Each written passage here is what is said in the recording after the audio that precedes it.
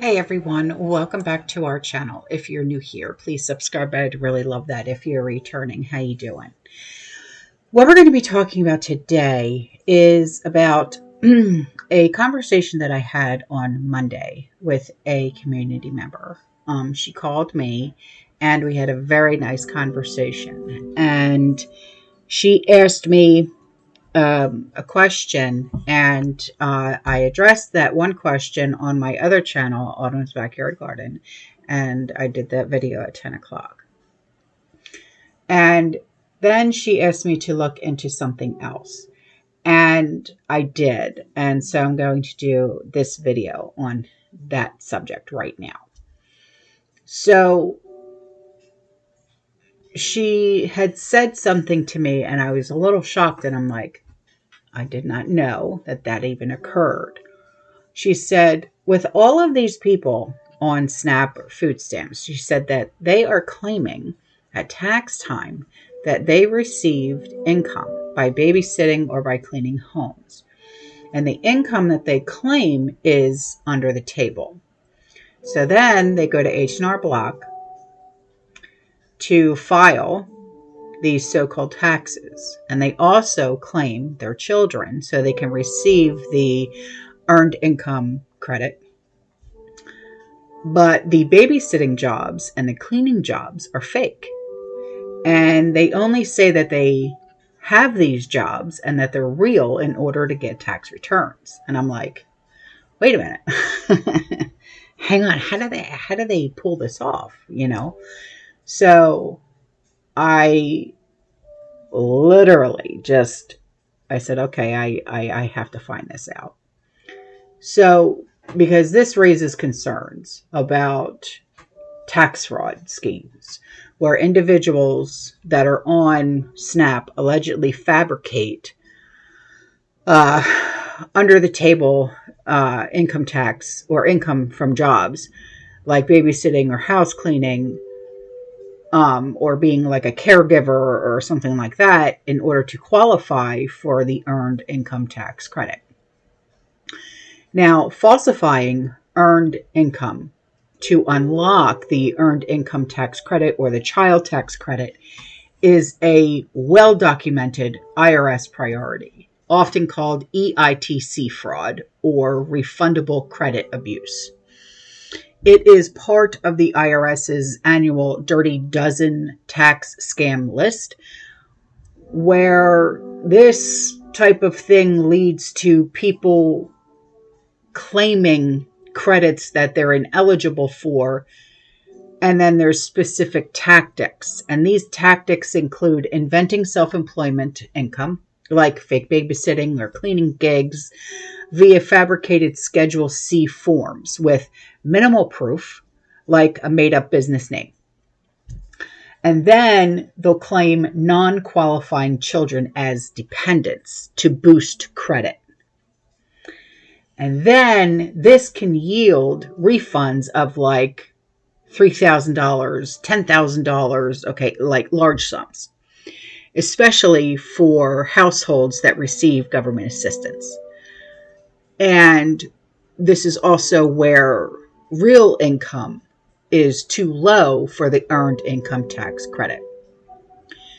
So low income individuals report small weekly amounts, like $50 for babysitting, $50 for cleaning someone's house, right? To meet the earned income tax credit threshold while staying SNAP eligible.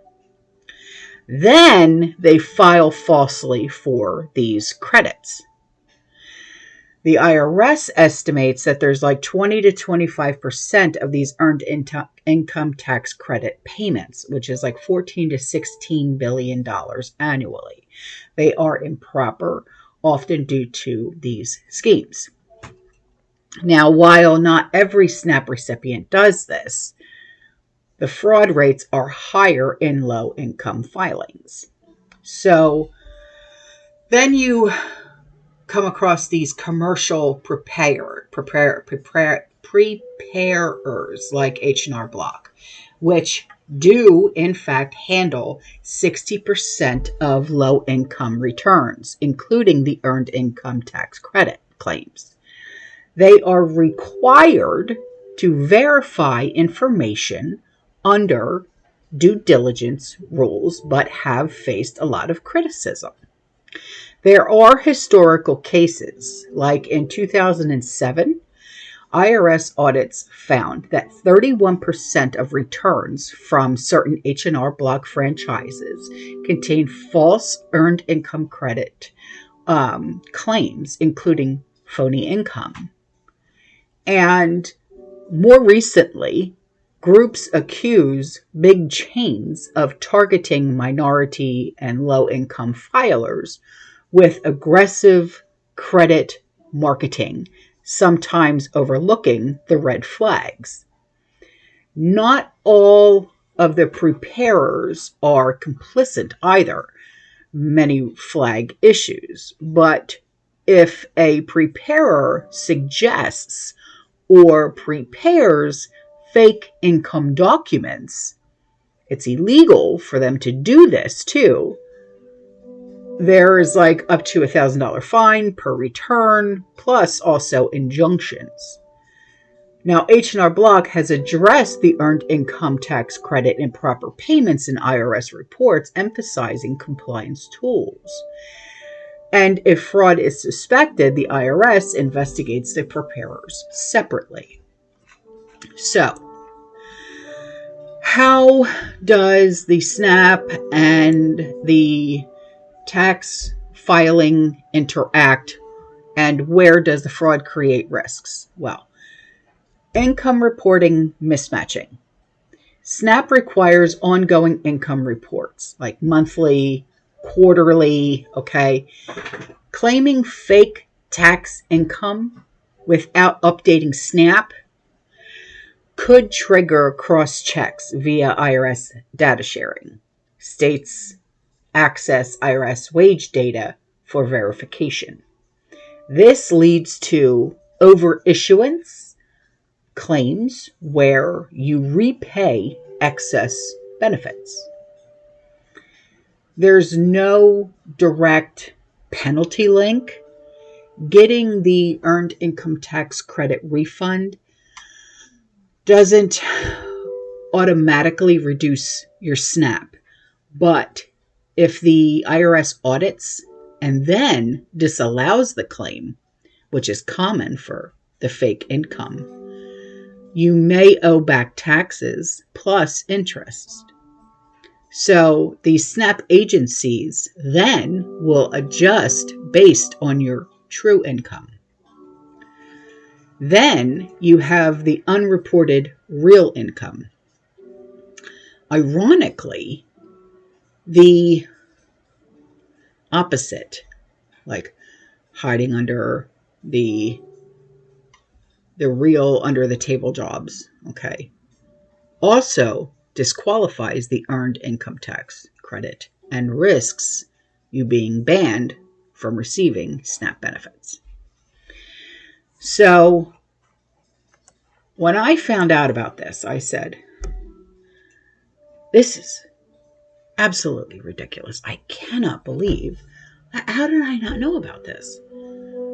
You know, this is fraud at its finest. No kidding. You know, you not only are you living off of the taxpayer, you're also stealing tax-paying money that has never ever belonged to you because you don't work. Oh my God. Some serious readjustments need to be done. No kidding. Because for those of us that actually pay our taxes, this is hurting us in the long run. All right, guys, I'm out of here. I will see you in the next one, okay? You stay safe, you stay positive, you keep prepping. And as always, fear less, God bless. Be honest and pay your taxes. Ciao.